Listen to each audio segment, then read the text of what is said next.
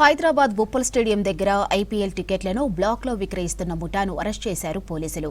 టికెట్లను భారీ ధరలకు అమ్ముతున్నట్లు గుర్తించారు. నిన్న ఎస్ఆర్హెచ్ కోల్కతా మ్యాచ్ సందర్భంగా స్టేడియం పార్కింగ్ ఏరియాలో అనుమానాస్పదంగా తిరుగుతున్న నిందితులను అదుపులోకి తీసుకున్నారు. ఒక్కో టికెట్ విలువ 22,000 రూపాయలు ఉందని, మొత్తం 5 టికెట్లను స్వాధీనం చేసుకున్నామని తెలిపారు పోలీసులు.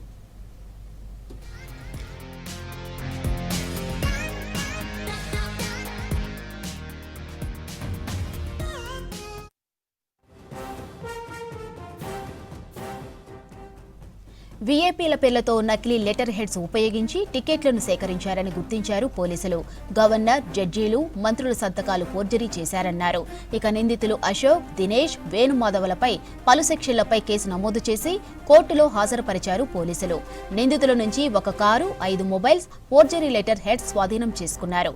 చెన్నైకు చెందిన మరో 3 నిందితులు పరారీలో ఉన్నారని, వారి కోసం గాలిస్తున్నామని తెలిపారు పోలీసులు.